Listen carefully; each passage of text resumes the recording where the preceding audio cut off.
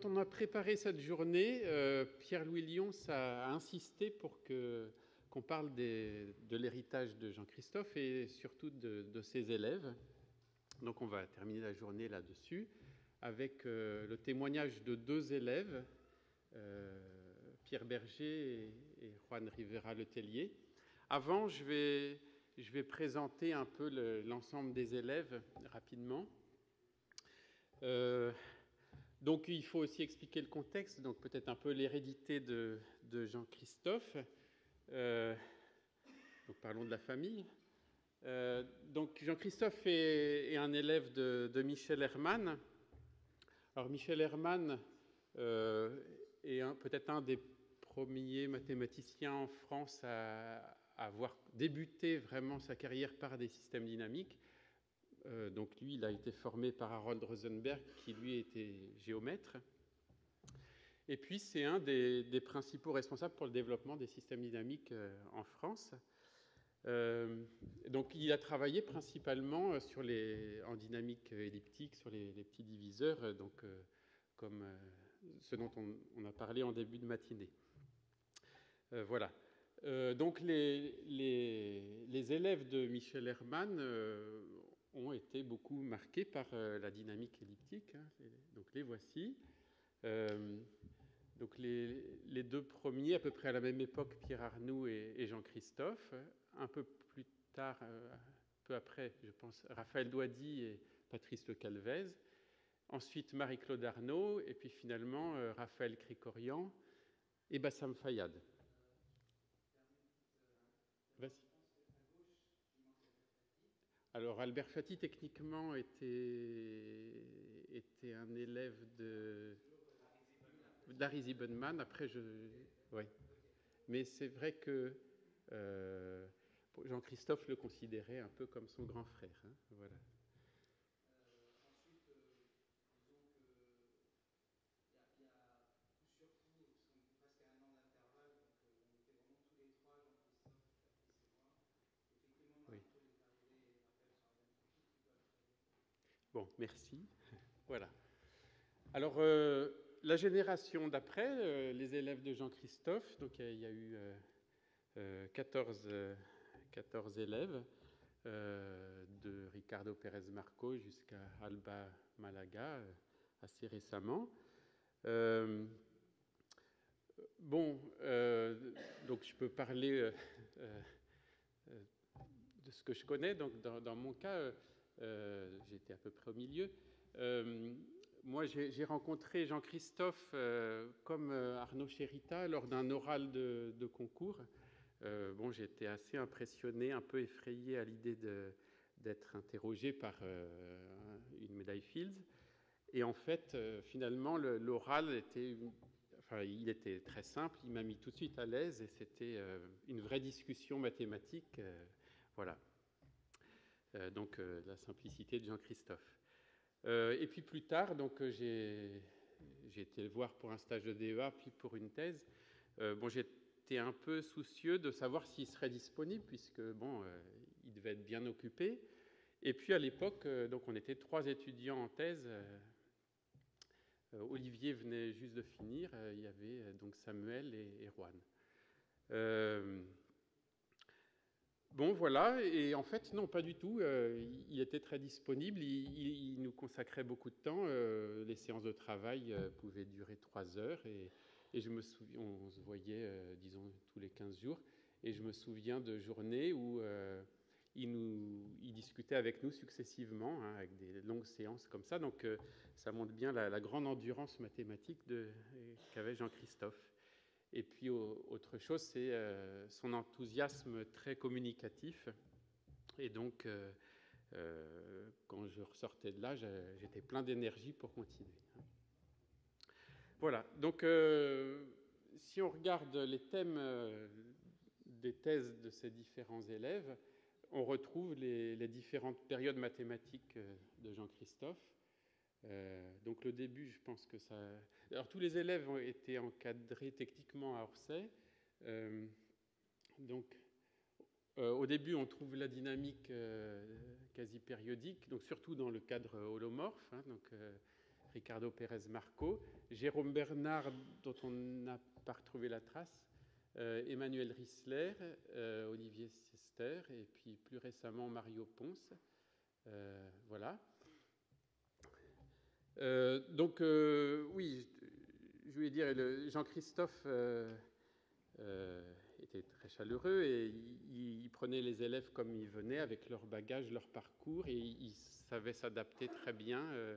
Et voilà, hein, donc il adaptait ses sujets en fonction de la personne qui venait. Il était très souple dans ses discussions, il n'imposait pas un sujet. Hein. Alors, un autre sujet, c'était celui de Juan, que je mets à part, qui est un peu particulier. Je pense qu'il était, Jean-Christophe était très content de ce sujet. Donc, il avait travaillé sur la dynamique holomorphe et l'idée, c'était de regarder aussi la dynamique des polynômes dans le cas péadique. Hein. Donc, Juan va nous en parler. Et puis donc ensuite, ce qui concerne la dynamique hyperbolique. Donc, il y a eu deux élèves, Mohamed Radi Benjeloun, Mourad Zamoun, je ne les ai pas connus. Peut-être Mourad Zamoun est dans la salle, je ne sais pas, il avait dit qu'il viendrait peut-être. Non. Voilà, donc là, c'est la dynamique plutôt uniformément hyperbolique. Et ensuite, la dynamique non uniformément hyperbolique. Donc, Samuel Santi, moi-même, et puis ensuite Pierre Berger. Donc avec Samuel, ça correspondait à l'époque où Jean-Christophe faisait son cours au Collège de France sur les travaux avec Jacob Alice. Donc c'était des moments assez forts pour nous de suivre son cours juste à côté. Et puis donc la dernière période, la dynamique sur les échanges d'intervalles et les surfaces plates. Donc avec Lucas Marquez, David Smiaïkou et puis Alba Malaga. Donc je dois dire que la thèse a sûrement été assez difficile pour Alba puisque Jean-Christophe est tombé malade et néanmoins, malgré... il y a des moments où il était assez faible, mais il a quand même tenu à voir Alba et puis à pouvoir l'encadrer le plus possible. Voilà. Pour terminer, évidemment, il a eu une influence bien au-delà de ses élèves. Donc, comme on a déjà dit, il a reçu un certain nombre de post-docs, notamment ceux dont vous avez entendu parler, Gougou, Arthur, Mathéus. Il y en a eu d'autres. Il s'est occupé aussi d'étudiants, par exemple, d'autres qui avaient d'autres directeurs. Pour ce que j'ai vu, donc, il discutait avec Bassam, Fayad, et puis les étudiants d'Adrien Douady, donc Xavier Buff, Arnaud Chérita, par exemple. Et il a eu je sais aussi qu'il a eu un étudiant en master, Sylvain Arlot, qui a continué, qui n'a pas continué en dynamique, qui a fait d'autres choses, en statistique maintenant, mais ce stage de master a été assez fructueux aussi. Voilà, donc une grande générosité, il consacrait beaucoup de temps aux jeunes, et puis je crois qu'il aimait beaucoup ça. Voilà. Donc je laisse la parole à Pierre Berger qui va apporter son premier témoignage. Donc, en fait, j'avais envie de profiter de cette occasion là pour parler d'un aspect dont on ne parle pas souvent en fait de la recherche mathématique, qui pourtant est d'une très grande importance et vaut à Jean-Christophe le nom de maître. C'est celui en fait d'apprendre à des étudiants à créer, à découvrir des mathématiques plutôt que d'enseigner comment certaines mathématiques existent déjà. Et en fait, c'est assez compliqué parce que, pour beaucoup d'entre nous, en fait, les mathématiques, ça se situe à la frontière des sciences et des arts. Et ça fait, du coup, un apprentissage qui doit forcément être extrêmement spécial par rapport à tout ce qui se fait dans les autres sciences, par exemple. Et donc, voilà, je n'ai pas la prétention de faire une théorie sur sa façon d'apprendre à faire des mathématiques, mais plus j'ai envie de partager des grandes expériences, des expériences fortes que j'ai pu avoir avec lui, sur sa façon d'enseigner et de ce que j'ai pu comprendre de sa façon d'enseigner aussi via ses autres élèves, et aussi certaines idées qui m'a insufflé, qui m'ont fortement influencé dans ma façon de réfléchir depuis maintenant 15-20 ans en fait. Hein. Voilà. Donc en fait, l'histoire pour moi a commencé lorsque j'ai cherché un directeur de thèse. Et en fait, lorsqu'on cherche un directeur de thèse, en général, ce que l'on fait, c'est qu'on demande à plusieurs directeurs, à plusieurs professeurs un sujet, voir s'ils veulent bien nous enseigner mathématiques. Et en général, on ressort avec un bouquin à lire ou alors un problème spécifique, parfois technique, à faire. Et j'avoue que j'étais complètement séduit dès mon premier jour avec Jean-Christophe, parce qu'il m'a proposé un autre type de rendez-vous, en fait. Donc c'était mon premier cours particulier, et il a commencé à me dessiner un panorama des mathématiques, avec les mathématiques qu'il connaissait en système dynamique, donc qui était un large paysage, on va dire, qu'il aimait bien décomposer en deux catégories. La catégorie des systèmes dynamiques quasi-périodiques, dont l'exemple paradigmatique est une rotation sur un cercle, et les systèmes dynamiques chaotiques, dont le paradigme est un doublement d'angle sur un cercle. Donc, il a commencé à me faire tout un panorama avec les aires qu'il jugeait très difficiles pour faire une thèse, parce qu'en fait, il y avait déjà beaucoup de travaux dessus, et il s'agissait pendant une thèse de commencer par un travail pas trop exploré, ou en plein développement, disons, et spécialement des aires qui sont extrêmement riches et extrêmement fertiles pour pouvoir développer un sujet de thèse. Bien sûr, il y avait d'autres directions auxquelles il ne croyait pas et qu'il m'a mentionné au passage. Et donc,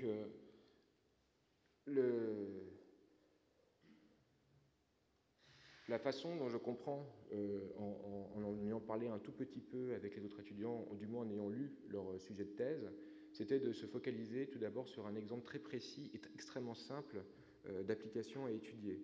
Donc la plupart du temps, c'était un polynôme, une ou deux variables, qui pouvaient être réelles ou complexes, qui pouvaient être aussi périodiques, comme on verra avec Rohan. Et donc, ce qui était assez intéressant, c'est que c'était extrêmement simple comme définition. Il n'y a pas besoin de lire des bouquins entiers avant de comprendre quel était son sujet de sa thèse avec lui. On avait vu ça aussi avec un peu Mathéus, qui nous parlait de son paradigme. Et en fait, pour lui, en fait, je pense que la façon dont il choisissait l'exemple à donner, c'était d'essayer de trouver une dynamique un exemple de dynamique qui était extrêmement riche, et qui, en fait, contenait un paradigme du phénomène à étudier dans la direction de recherche à étudier. Donc, pour moi, en fait, ça a été d'étudier un produit d'application quadratique, donc on voit ici, comme vous pouvez comprendre, hein, c'est l'application qui a x et a y, donc a une paire de nombres réels, leur associe le carré moins 2, et pour chacune des coordonnées. Et donc le problème, en fait, c'était pas d'étudier cette application-là qui est extrêmement bien comprise, mais d'étudier une perturbation de cette application-là, c'est-à-dire juste de rajouter une légère perturbation lisse, infiniment lisse, qu'on voit ici, à cette application-là. Et comme on fait la dynamique, en fait, il s'agit de, bien sûr, comprendre le comportement des orbites du système, c'est-à-dire que pour presque tous les points du plan, eh ben, je vais chercher à regarder l'image par cette application-là, puis l'image numéro 2, l'image numéro 3, etc. L'itération. Donc, bien sûr, moi, ce qui m'avait vraiment séduit, et j'insiste sur ce sujet-là, c'est que c'est des sujets extrêmement simples. En fait, je pense que même si on n'est pas mathématicien, on peut comprendre un tel sujet. Et aussi le fait qu'on arrive directement dans une ère qui est inconnue, c'est-à-dire qu'il y avait quasiment, en tout cas à l'époque, aucun travail dessus, sur l'étude de cette application-là. Donc, il y avait aussi, comme disait Sylvain, un très grand enthousiasme qu'il avait par rapport à la façon dont il enseignait les mathématiques. Et lui, lorsqu'il m'avait présenté cet exemple-là, il m'a dit « Ah, je pense que, en fait, les dynamiques, les systèmes dynamiques en général, sont extrêmement compliqués et qu'on n'arrivera pas à les comprendre en un temps borné. » Donc, il avait bien parlé de façon mathématique au milieu de phrases littéraires.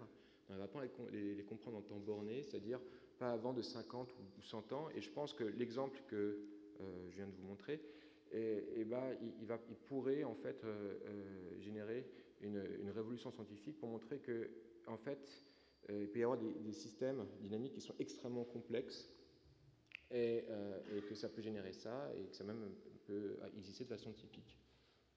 Donc, c'est un discours, je m'en souviens très bien, et il a même répété cette phrase-là, et ça m'avait un peu choqué. C'est-à-dire, d'un côté, il y avait un côté où bien sûr, ça m'avait vachement séduit d'avoir un panorama des mathématiques avec un exemple précis, un programme, une vision scientifique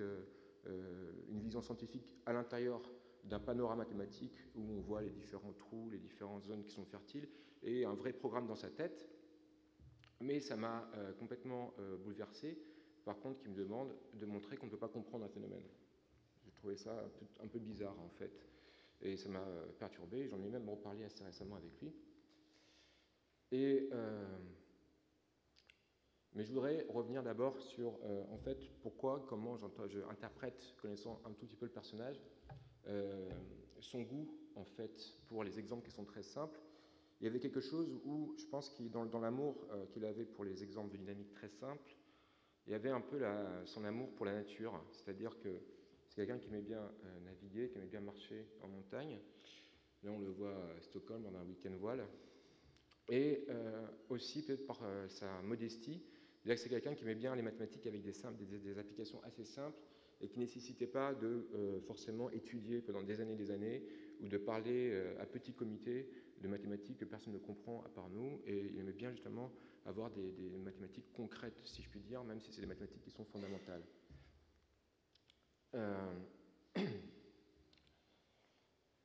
Donc, aussi, pour promouvoir un peu la façon dont il enseignait, et donc de ce que je comprends, je trouve que c'est très intéressant qu'en fait, il donne un exemple un exemple paradigmatique qui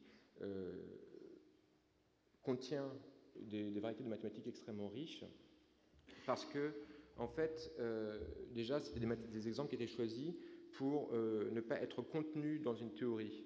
C'est-à-dire que il n'y avait pas moyen de prendre cet exemple-là et de l'appliquer directement à une théorie qui existait déjà, et donc de permettre à son propre étudiant de développer ses propres mathématiques suivant ses préférences et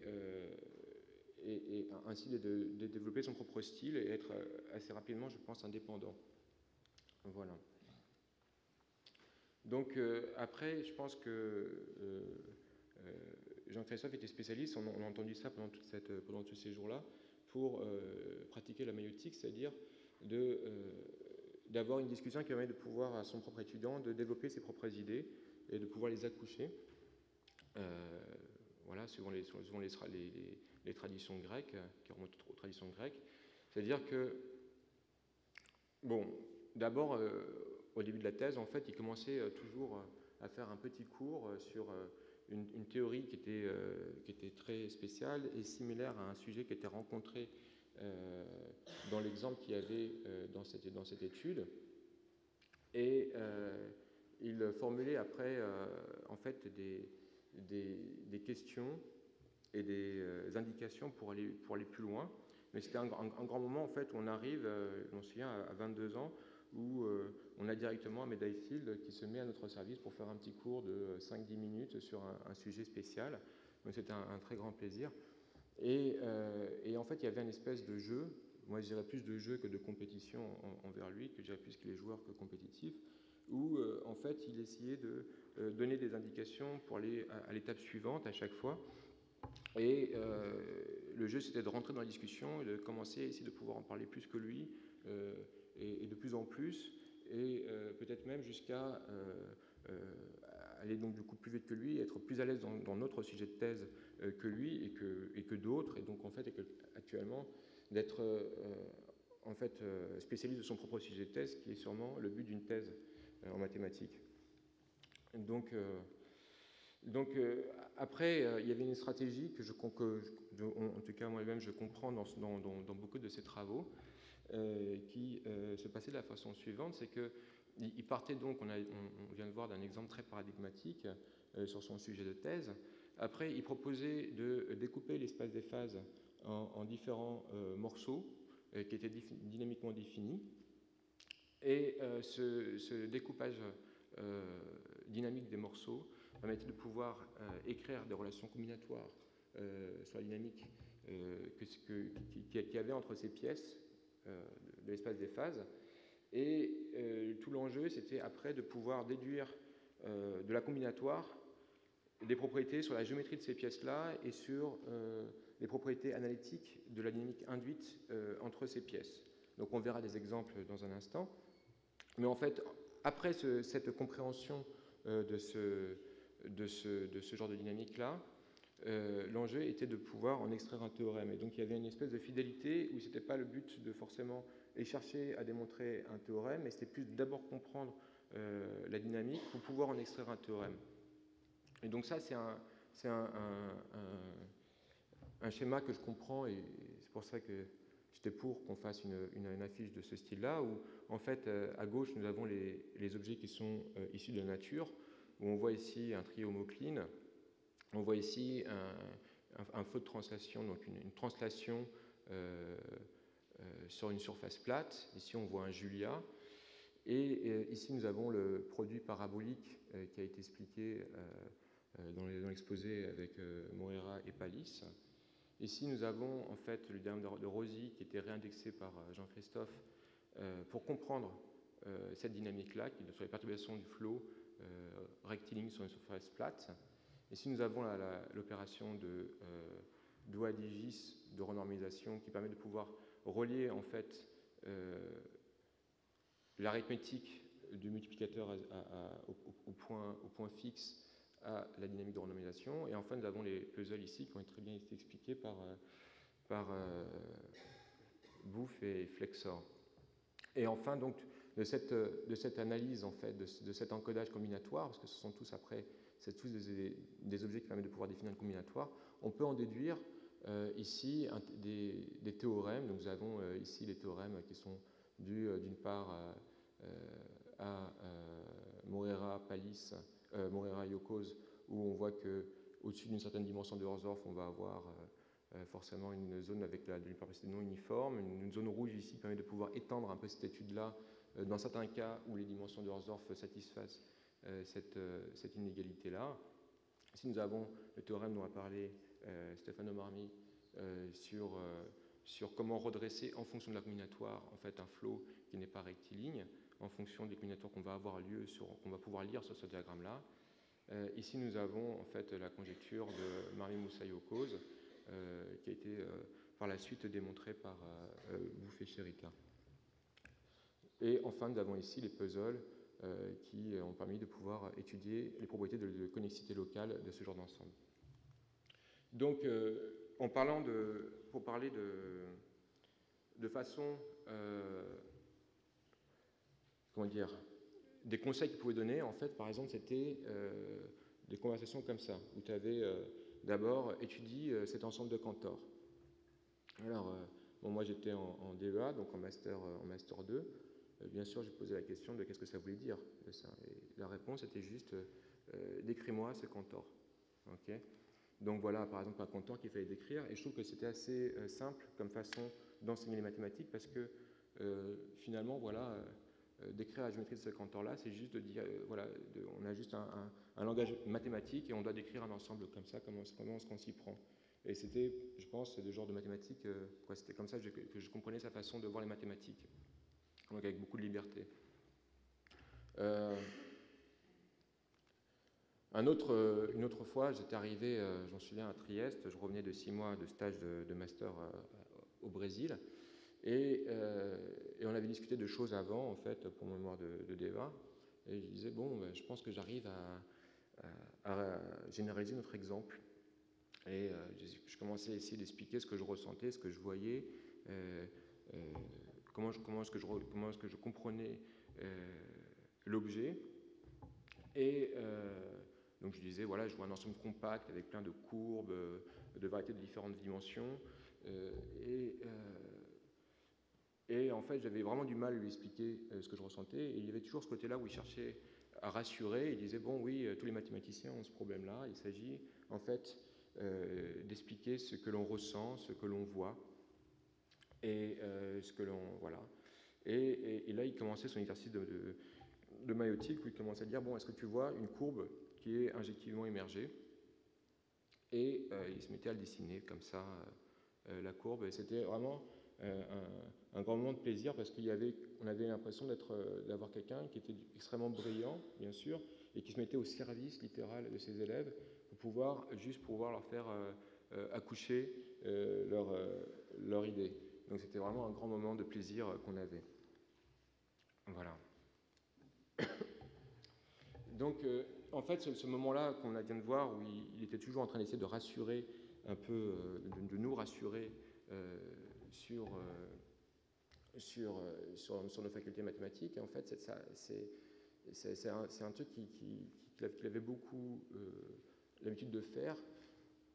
Et spécialement, ce qu'il cherchait, je pense, c'était vachement à nous désinhiber, c'est-à-dire qu'on n'ait pas peur de rentrer dans un sujet, pas peur d'attaquer un problème, si c'était raisonnable, si on avait une idée. Et donc, parfois, je m'en souviens, je m'étais arrêté et je disais, oh là là, ton sujet de thèse est vraiment trop difficile, je vois vraiment pas comment je peux le faire en quelques années. Et il me fait, bon, pas de problème. Moi, j'ai mis 30 ans pour avoir une idée de comment démontrer mon sujet de thèse. Et c'est juste maintenant que ça m'arrive. En effet, Hermann, donc on parlait de généalogie mathématique, Hermann lui avait lui-même demandé de démontrer que l'ensemble des paires de difféomorphismes du cercle qu'il commute n'est pas un ensemble localement connexe. Donc je ne définis pas ce que c'est, mais ce que ça veut dire, c'est que le but était de montrer que ce genre d'espace qui était dynamiquement défini est extrêmement sauvage, une géométrie extrêmement sauvage, et très surprenamment, il disait, bon voilà, moi je pense que, bon, j'ai l'impression aujourd'hui que cet espace est en fait localement connexe, et donc c'est une question qui m'intéresse moins, et donc du coup j'ai moins envie de l'écrire. Et donc moi aussi, il m'avait dit, voilà, moi ce que je t'ai pas demandé, c'est pas de faire forcément un théorème de Jacobson en dimension 2, mais ce que je t'ai demandé, c'est de me montrer à quel point les dynamiques peuvent être compliquées et de façon typique. Et je ne pense pas que ça doit forcément utiliser des mathématiques extrêmement difficiles à faire. Il y a des cas qui sont très simples à démontrer. Donc effectivement, c'est ce genre de discours qui refroidit, parce qu'on demande juste finalement d'avoir une idée très simple pour montrer quelque chose de très compliqué ou de très puissant. Mais c'était en fait ces visions en mathématiques. Et en fait, quelque part dans cette façon de voir, je pense que entre ce qu'il me disait, en tout cas ce qu'il m'a dit à moi, et ce qu'avait dit Hermann à son étudiant, eh ben, c'était quelque chose qui était un peu similaire. En fait, c'est un peu dans une même tradition. Lorsqu'on rouvre le proceeding de l'ICM de Hermann en 1998, il cite Pierre-Simon de Laplace, qui dit que nous savons peu de choses et ce que nous ignorons est immense. Donc, je pense que si on regarde aujourd'hui ses travaux à Jean-Christophe, en tout cas sur sa première phase, il y a eu énormément de travaux qui ont été faits dans cette direction-là, en tout cas sur les thématiques de connexité et de commutant. On connaît et on reconnaît ces deux exemples, cet astérix dont Bassam et Ricard nous a parlé ce matin, et aussi les pièces de puzzle qui ont servi justement à parler de connexité locale. Donc c'est une thématique qui a été extrêmement riche et fructueuse pour lui, même si je ne sais pas si c'était ça qu'il cherchait à démontrer. Je veux dire, je ne sais pas s'il cherchait spécialement à démontrer que c'était localement connexe, mais peut-être que c'était l'inverse. Et donc, bien sûr, là je parle plus de développement qui me regarde, mais si jamais on peut voir, si on peut apprécier en fait un maître qui nous montre les directions où il n'y a pas eu beaucoup de travail, je pense que par rhétorique, ça sera encore plus fort de dire qu'on peut voir les maîtres qui nous indiquent les endroits où il ne pourra pas y avoir de travail. Et c'est la sensation que j'ai en fait dans ce que je comprends de ce qu'il m'a dit. Et même si j'ai envie de pousser plus loin, c'est que je pense que derrière les paradigmes, en tout cas le paradigme qu'il m'a donné, il y a une idée que le formalisme des mathématiques est suffisamment sauvage, suffisamment étendu pour pouvoir découvrir de nouveaux objets que l'on ne peut pas comprendre, mais aussi qu'il y a un peu d'espace sûrement pour que les mathématiciens puissent prouver que ce n'est pas possible de les comprendre. Et c'est ce que j'essaye toujours de faire. Et en fait, c'est une relation, je pense, un peu à ce qui se passe peut-être en art. Et en fait, lui-même disait, on le voit dans certaines interviews, qu'il avait autant de plaisir à faire des mathématiques, quoi. En tout cas qu'il pensait avoir autant de plaisir à faire des mathématiques que celui d'un artiste qui crée une œuvre. Donc, en fait, si jamais je m'hasarde à faire un peu d'histoire des mathématiques, en fait, c'est une direction qui s'est reprotée un certain nombre de fois entre Galois, Gödel, en passant par Poincaré, et je vous fais juste un petit résumé historique en mode texto. C'est qu'on se souvient que, en fait, Galois avait développé une théorie pour montrer qu'on ne peut pas trouver des zéros de polynômes, en tout cas à l'aide de radicales. Il y avait Poincaré qui a quand même créé les systèmes dynamiques en montrant que les outils analytiques étaient insuffisants pour pouvoir décrire les orbites du problème à 3 corps. Et Gödel qui disait qu'il y avait des énoncés de théorèmes sans preuve. Donc je reste sur que le chaos a encore beaucoup plus à révéler, ce que j'en tire de son enseignement. Merci. D'abord, je voudrais remercier les organisateurs pour cette opportunité de rendre hommage à Jean-Christophe et pouvoir partager mon expérience d'écrire une thèse sous sa direction. Bon, comme Sylvain a déjà dit, il était très généreux. Donc, au début de ma thèse, on avait des séances de 12 heures tous les 15 jours. Mais vers la fin, c'était 3-4 heures toutes les semaines. Donc, c'était très intense. Et bon, la première chose que j'ai appris avec Jean-Christophe, c'était le très haut niveau de rigueur qu'il avait. Donc, j'ai très vite compris que il fallait être très précis dans ce qu'on disait. Et il était très rapide à repérer des erreurs ou des choses qui n'étaient pas bien. Donc, j'étais plutôt habitué à faire des mathématiques de façon plus informelle. Donc, on disait une idée qui semblait vraie, alors on décidait que c'était bien et on continuait. Mais avec Jean-Christophe, c'était plutôt un niveau de rigueur très haut. Donc c'est avec lui que j'ai appris vraiment qu'est-ce que c'était une preuve mathématique, où on était sûr de tous les parties. Et je pense que sa motivation c'était pas du perfectionnisme, c'était pas le fait d'avoir tous les parties parfaites, mais c'était plutôt sa motivation de bien comprendre les mathématiques, les idées. Il aimait être en contact, en connaissance intime des objets, des idées. Donc, bon, ça c'était très important pour moi d'apprendre. Et oui, donc il y a eu surtout une séance qui était particulièrement intense. C'était déjà, j'avais déjà ma première version de ma thèse. Et donc il y avait plein de corrections à faire. Bon, il était très bon avec ça. Mais cette fois, en fait, on a été 4 heures et on avançait seulement une demi-page parce qu'à chaque fois, on avançait 2-3 lignes. Et il réalisait qu'il avait une définition qui était peut-être 20 pages avant qui n'étaient pas exactement bien, donc il fallait aller en avant et corriger cette définition. Et après, parfois, on trouvait qu'il y avait encore une autre définition qui était encore avant qu'il fallait corriger. C'était un procès récursif comme ça. Et après 4 heures très intenses, on avait avancé seulement une demi-page. OK. Bon, je voudrais, pour faire des commentaires plus précis, je voudrais rappeler un peu la dynamique complexe. Donc, j'ai commencé à travailler sur ma thèse dans l'année 1997 jusqu'à l'année 2000. Et à cette époque-là, il avait fini ce travail sur la dynamique complexe. C'était très récent. Et c'était aussi mon intérêt. À cette époque-là, je suivis un cours de Douady sur la dynamique complexe. Et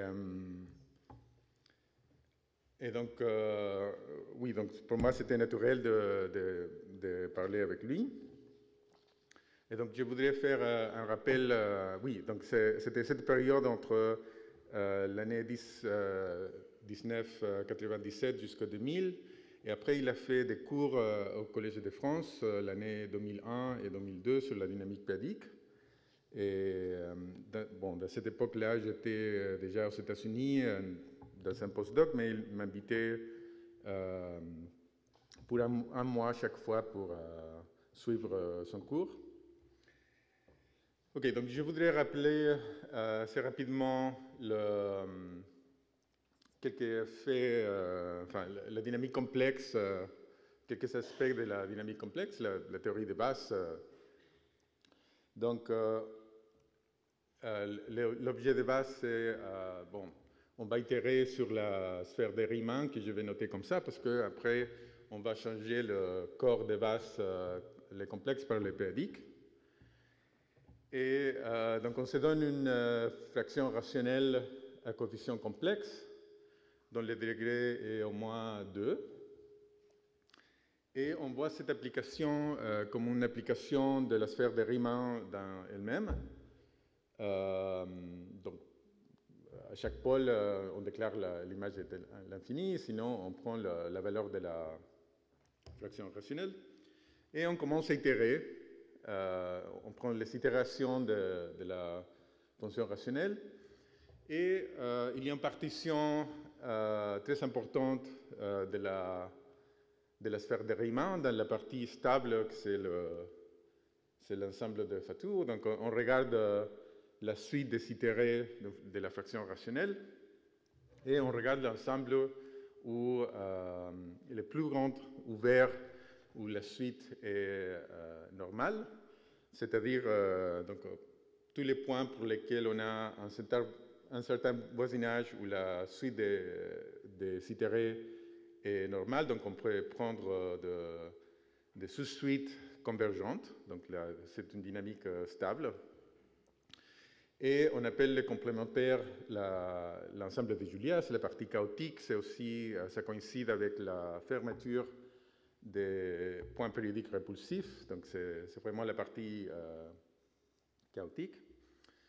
Et dans l'ensemble de Fatou, il y a plusieurs choses qui peuvent se passer. Donc, par exemple, il y a des domaines attractifs. Donc, il y a des cas où le point, ça pourrait être un point fixe attractif ou bien un point périodique attractif, dont le bassin d'attraction contient un voisinage du point ou du cycle. Et il y a des cas aussi où le point attractif, c'est à la frontière du bassin.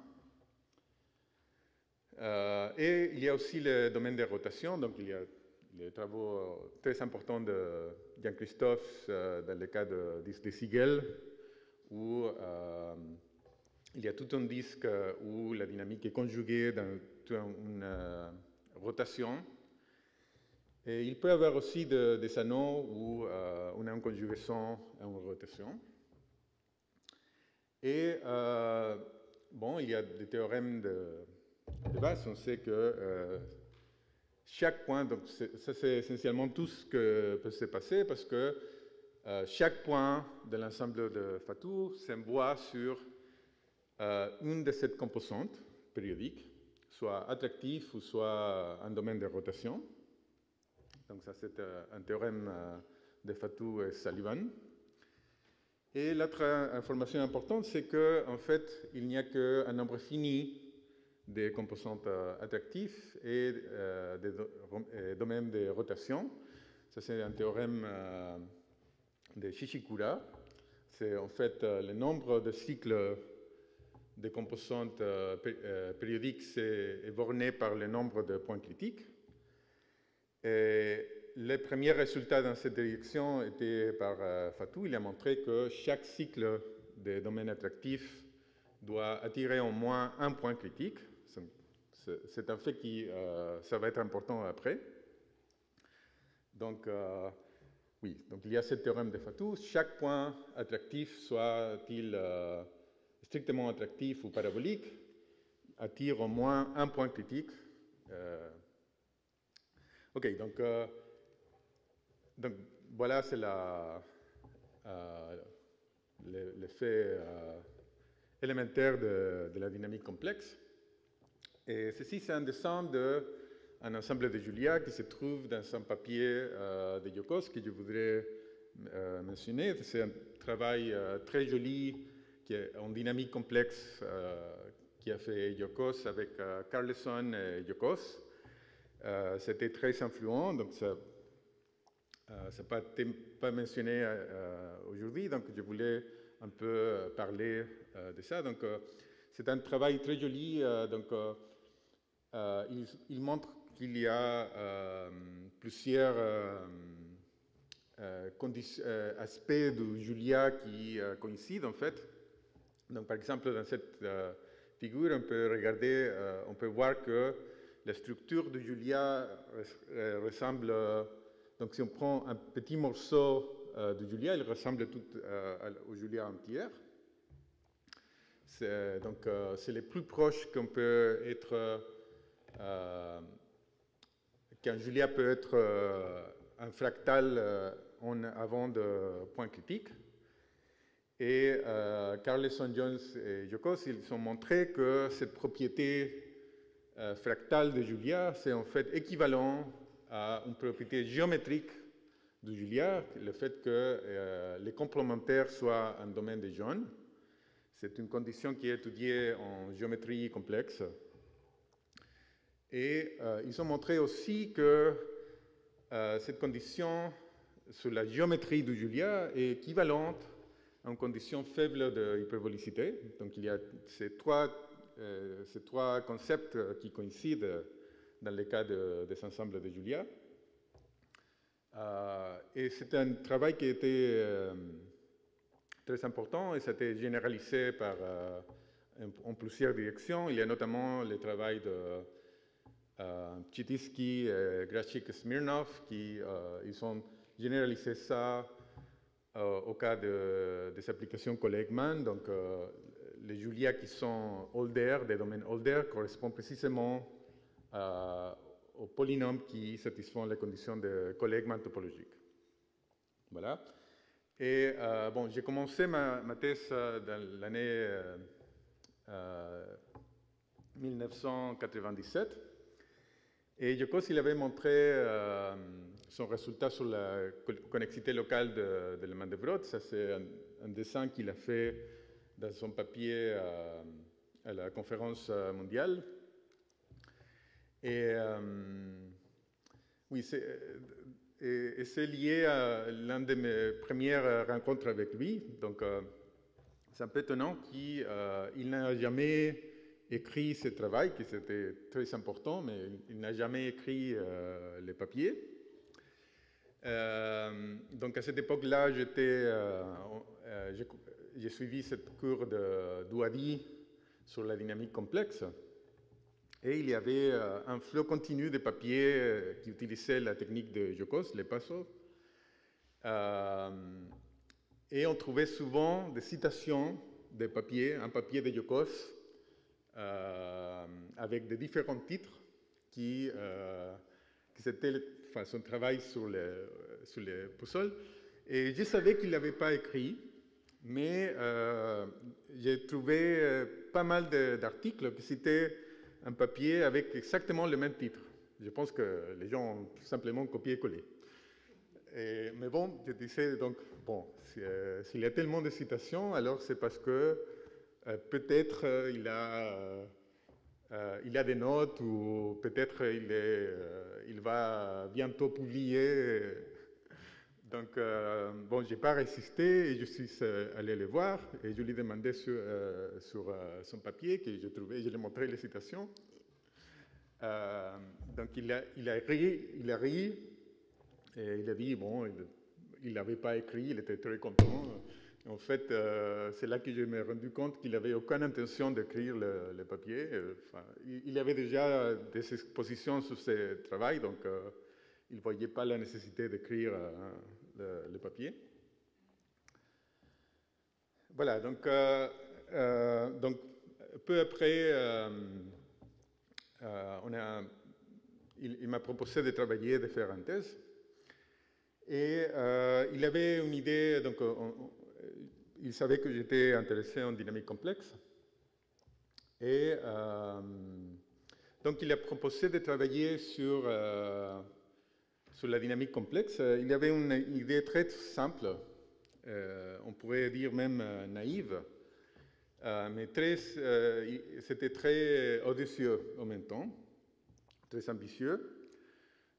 Donc il connaissait très bien la théorie des courbes elliptiques. Il avait étudié ça pour préparer sa thèse de doctorat. En fait, il connaissait très très bien la théorie des bases de l'arithmétique de courbes elliptiques. Et donc il avait une idée, il voulait plus ou moins faire le même schéma qu'on fait pour étudier l'arithmétique de courbes elliptiques dans la dynamique complexe. Donc il avait une idée que même sans être vraiment, sans avoir une idée précise de comment on pourrait utiliser les p-adiques pour en déduire des propriétés arithmétiques ou même dans les cas complexes, il a proposé de travailler, de développer la dynamique p-adique. Donc c'est ça que je veux définir un peu. Donc voilà, la norme p-adique, on fixe un nombre premier, p, et on peut définir cette norme p-adique. Donc si on a un nombre rationnel qui n'est pas 0, alors on peut toujours l'écrire comme une puissance de p qui peut être une puissance négative, fois un nombre rationnel où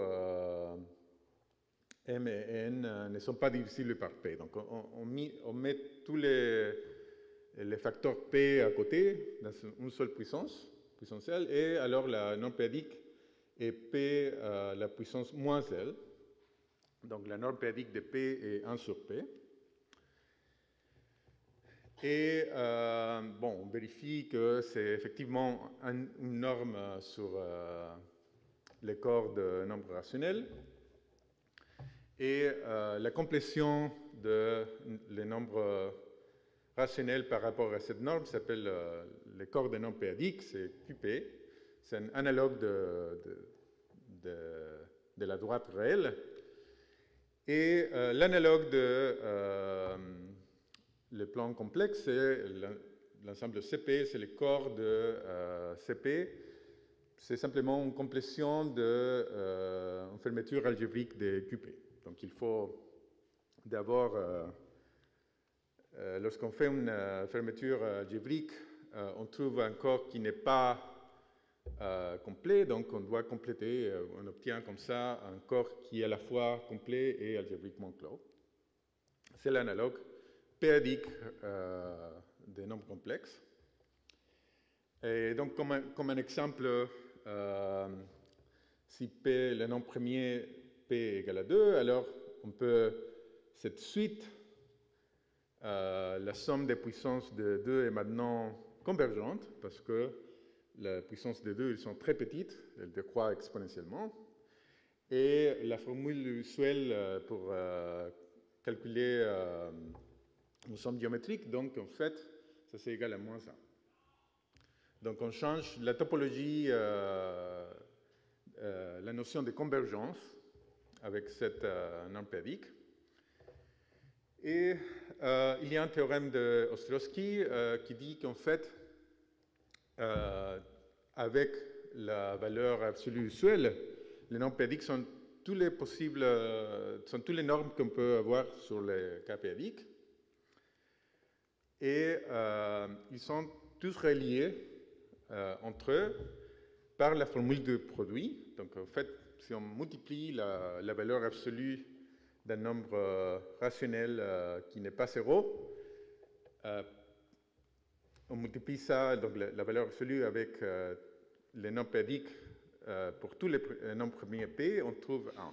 Donc ils sont reliés.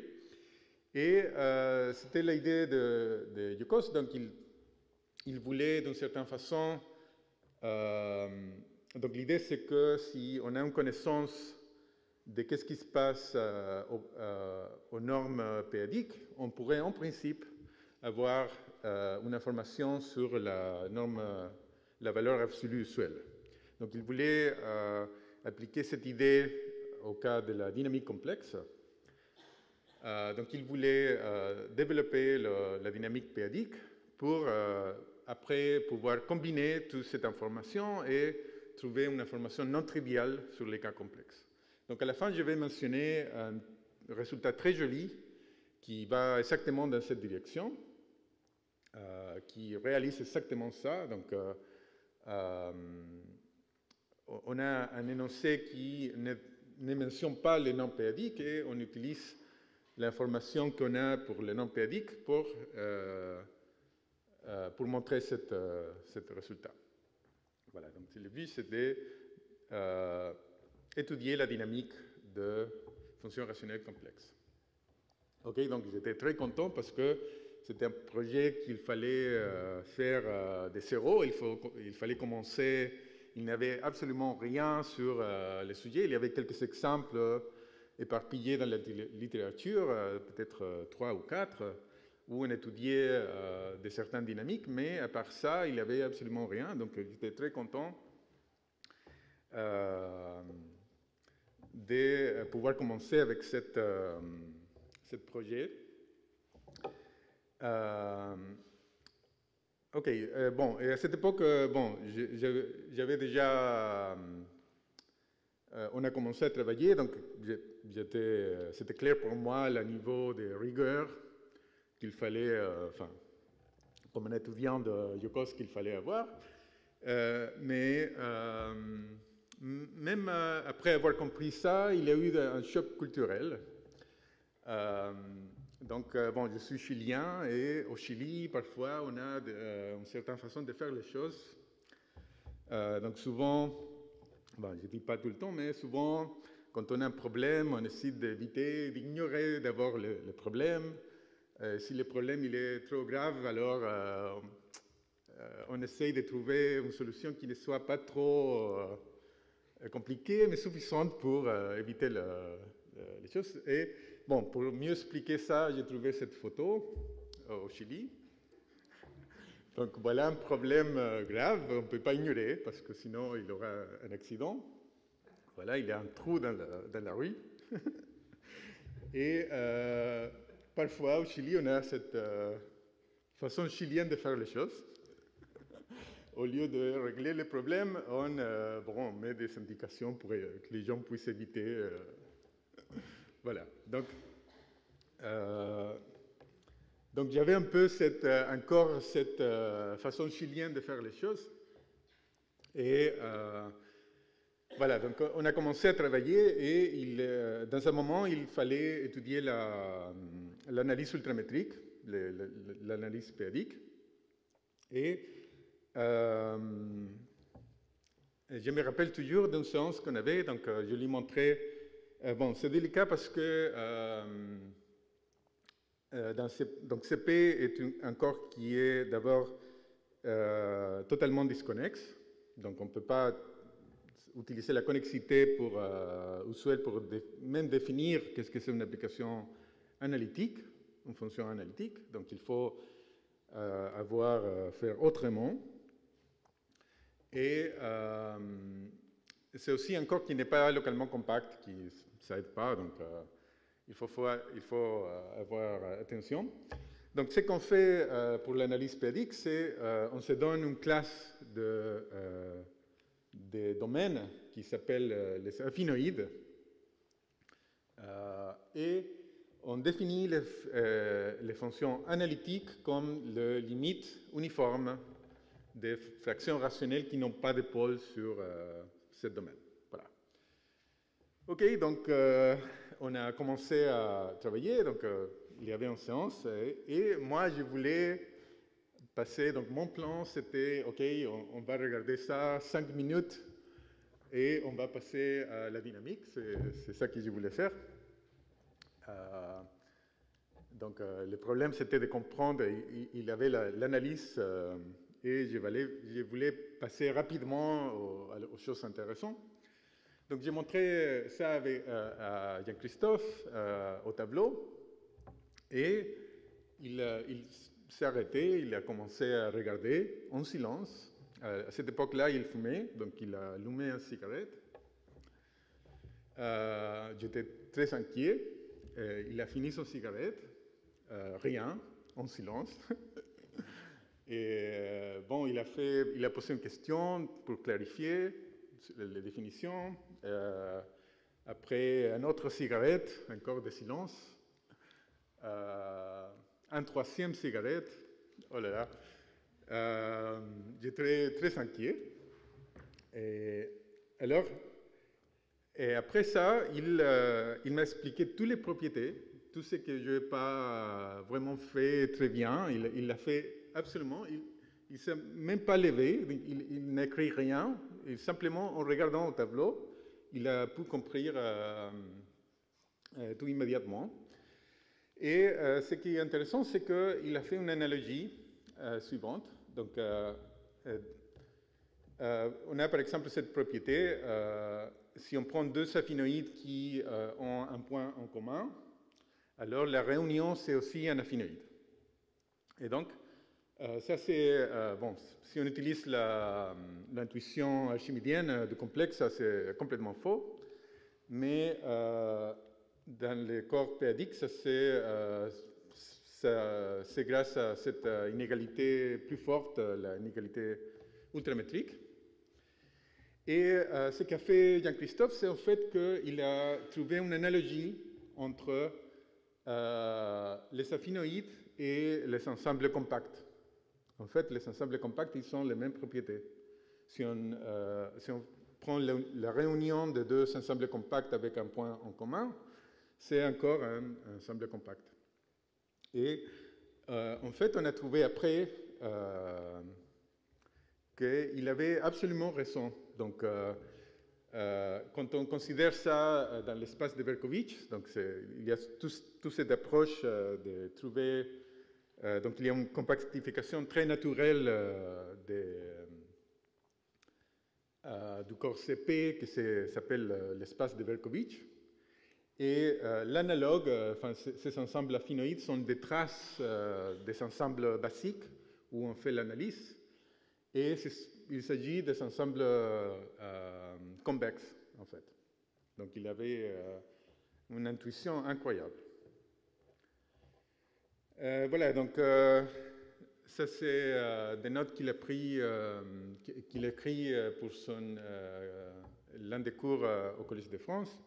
Et ça montre, en fait, c'est... pour lui, ce n'était pas suffisant de savoir les résultats. Il voulait vraiment comprendre et savoir les détails. Il avait une envie de connaître de façon intime les résultats, les idées. Et donc, au lieu de simplement citer un des plusieurs livres de référence qu'il y a sur l'analyse ultramétrique, il a écrit pas mal de résultats. Et je voulais montrer un peu cette lemme qui c'est un des lemmes de base de l'analyse ultramétrique. Il s'agit, c'est en fait simplement c'est l'algorithme de Newton pour trouver des solutions. Donc l'idée c'est simplement, je ne vais pas donner les détails, mais c'est simplement comment on peut passer d'une solution qui est approximée à une solution qui est exacte. C'est la méthode de Newton essentiellement. Mais on peut voir ici que je n'ai jamais vu une version du lemme de Hensel avec aussi des détails, aussi général. C'est très pratique, j'ai utilisé ça plusieurs fois.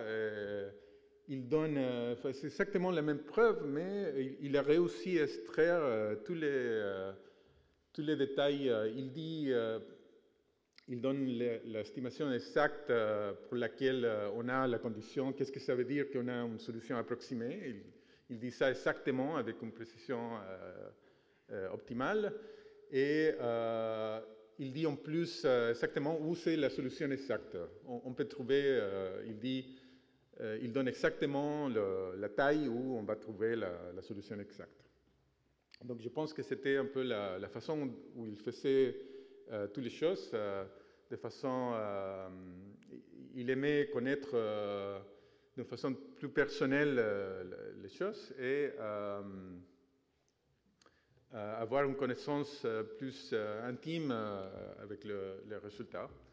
Ok, bon, je voudrais finir avec un résultat qui, plus ou moins, est dans la direction que Yokos, Jean-Christophe avait au début. Je pense que ça réalise exactement l'idée qu'il avait. Donc il s'agit d'étudier les fractions rationnelles qui sont post-critiquement finies. C'est les applications qui, dans chaque point critique, a une orbite finie. Donc ce sont des applications très importantes qui ont été étudiées par pas mal de gens. En fait, on peut dire que l'ensemble de Mandelbrot, il est organisé grâce à donc tous les points de ramification de l'ensemble de Mandelbrot, c'est exactement des applications post-critiquement finies. Et il y a un théorème de Thurston très profond qui implique que chaque fraction rationnelle post-critiquement finie peut être définie sur les algébriques. Donc on peut voir, on peut penser à l'espace de toutes les fractions rationnelles d'un degré fixé comme une variété, et qui a une structure algébrique, arithmétique.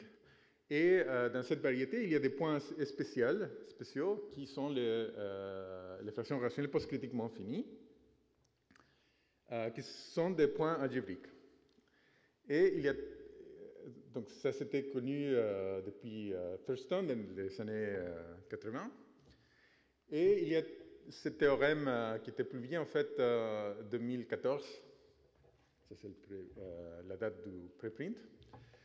Et il dit qu'en fait, pour chaque degré donné, il n'y a qu'un nombre fini d'applications post-critiquement finies qui sont définies sur les rationnels. En fait, on peut remplacer ici les rationnels par n'importe quel corps extension finie des rationnels. Et bon, et la preuve, c'est exactement ce que Jacques-Christophe avait en tête.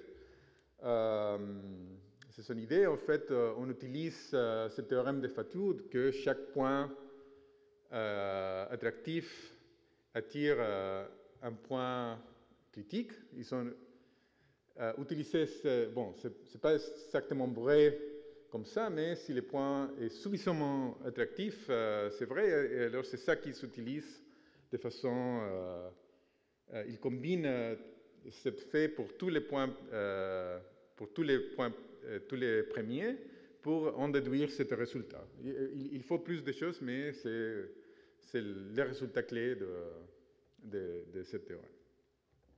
Bon, je voudrais finir pour remercier les organisateurs de cette journée, donc Pierre, Sylvain et Carlos.